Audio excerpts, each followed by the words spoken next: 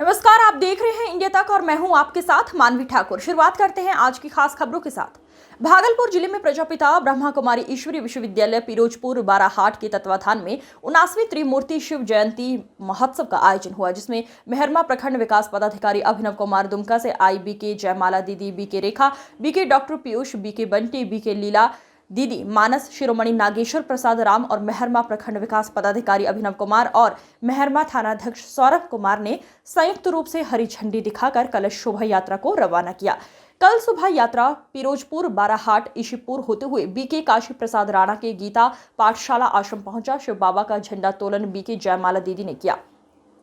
आए अतिथियों और पत्रकारों को अंग वस्त्र देकर किया गया सम्मानित। कार्यक्रम को सफल बनाने में सिकंदर पंडित, पंकज राम, स्काउट के जिला प्रशिक्षक मुकेश आजाद, नितिन कुमार, बीके वीरू कुमार, भावना बहन, शिक्षक चंदन राज, साहित्यकार हरे राम निराला, प्रभु प्रिया, सुनील साहा आदि ने कार्यक्रम को सफल बनाया। बीके जयमाला दीदी ने कहा, शिव का अवतरण हो गया है। बीके जयमाला दीदी ने कहा कि शिव जयंती परमपिता परमात्मा शिव का अवतरण की याद में मनाया जाता है। कलयुग के अंत में जब मनुष्य का क्रोध, लोभ, मोह, अंधकार के वशीभूत होकर पाप कर्म करने लगते हैं, तब इस घोर अज्ञान के अंधकार में ब्रह्मा द्वारा परमात्मा शिव अवतरण लेने सृष्टि की रचना करते हैं। काम चल रहा है। इस धर्म लाने के समय हमें अपनी जाति, धर्म, ऊंच नीच, गरीब अमीर मतभेदों को मिटाकर परमात्मा के कार्य में सहयोगी बन अपना जन्म जन्म का भाग्य बनाना है। मेरा नाम बीके रेखा है। मैं पिछले 18 वर्षों से इस राजयोग का अभ्यास कर रही हूँ और मैं अभी स्थानीय सेवा केंद्र मेहरमा में शिवरात्रि के उपलक्ष्य पर प्रोग्राम में आई हूँ। आपसे एक सवाल थोड़ा हट के रहेगा। लोग आज कल शिवरात्रि मनाएं, आज पहला तो ये है कि पाप आत्मा में लगता है या शरीर में, पहले तो ये हमें पता नहीं था।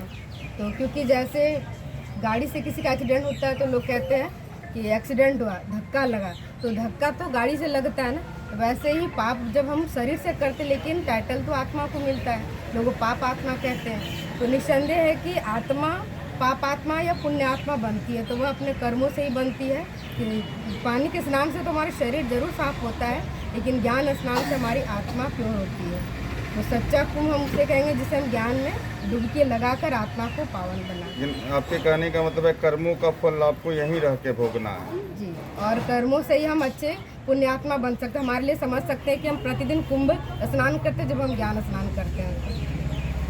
आप अपना परिचय। बीके रेखा।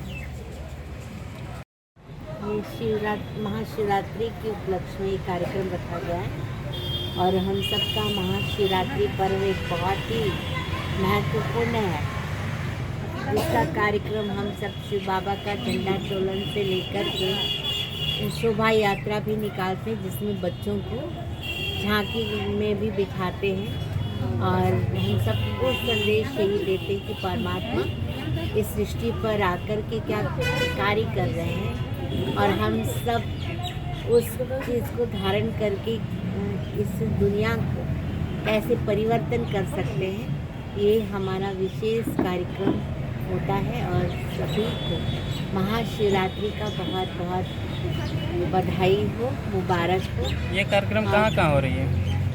सभी जगह जहाँ जहाँ हमारा ब्रांच है, 144 देशों, सभी जगह ये कार्यक्रम होता है। आप अपना परिचय बताइए। बीके जयमाला और दुमका से हम लोग आए हैं। आज का जो कार्यक्रम है, क्या कुछ कार्यक्रम है और कहां से कहां तक यात्रा निकाला जाए? ये कार्यक्रम जो है, अभी सबसे पहले तो यहाँ शिव ध्वजारोहण हुआ, उसके बाद यह जो है हमारा कार्यक्रम कुछ लोगों को यहाँ संबोधन, ईश्वर का परिचय देने का कार्य होता है और साथ ही साथ हमारा झांकी जो है कुछ नन्हे मुन्ने बच्चियाँ शिव पार्वती का रूप धारण कर आज लोगों को संदेश दे रही कि धरा पर भगवान का अवतरण हो चुका है और भगवान अपना 99वां जन्मोत्सव जन्म के रूप में आज जन्मोत्सव बनाने धरा पर अवतरण दे चुके हैं। शांति, ये बहुत ही अच्छा सवाल पूछा है। आज के पूरे समाज में हम लोग भक्ति भाव में ऐसे डूबे हुए हैं कि वास्तविक ज्ञान से कोसों दूर चले गए। शिव कौन है, वो उनका कर्तव्य क्या है, वो रहते कहाँ हैं और हम सब आत्माओं का शिव से क्या संबंध है। तो मैं समझता हूँ कि आपके चैनल के माध्यम से पूरे झारखंड और बिहार में यह मैसेज जाएगा और परमात्मा शिव का जो शिक्षाएं हैं वो अपने आत्मसात कर सकेंगे। तो जैसे आपने पूछा कि शिव कौन है, तो शिव ज्योतिर्बिंदु स्वरूप है। उनका अपना कोई शरीर नहीं होता है, वो निराकार है, वो सर्वधर्म मान्य है। शिव को ही बाइबल में गॉड कहा गया है, कुरान में अल्लाह कहा गया है, और हम सब उसे परमपिता परमात्मा शिव के रूप में याद करते हैं और पूजते आए हैं। उनका रहने का स्थान परम धाम और शांति धाम है, जिसको सातवां आसमान भी कहा गया है। वो चांद सितारों के ऊपर रहते हैं, इसीलिए ईश्वर को, परमात्मा को अगर पूछा जाए याद करते हुए तो सभी ने उंगली ऊपर उठाया है, किसी ने आगे पीछे ऊपर नीचे नहीं दिखाया, सभी ने ईश्वर के नाम पे उंगली ऊपर ही उठाई है। तो निस्संदेह परमात्मा शिव का वास ऊपर परमधाम में है। उनका कर्तव्य क्या है, वो करते क्या है, तो उनका मुख्य 3 कर्तव्य है। ब्रह्मा द्वारा स्थापना कराते हैं। अभी कलयुगी दुनिया है, भ्रष्टाचार की दुनिया है, काम क्रोध लोभ मोह और अहंकार के वशीभूत होकर मनुष्य आत्माएं जो हैं अभी पशु तुल्य हो गए हैं। खाना और प्रजनन करना ही मनुष्य का पशु का कार्य होता है, और आज देखा जाए तो पूरा मनुष्य जाति ही पशु तुल्य बना हुआ है। तो परमात्मा शिव जो है वास्तविक ज्ञान देकर, आत्मा का ज्ञान देकर, अपना पहचान देकर, सृष्टि चक्र का ज्ञान देकर, और इसी को ज्ञान को ही कहा गया है ज्ञान अमृत। और इसीलिए परमात्मा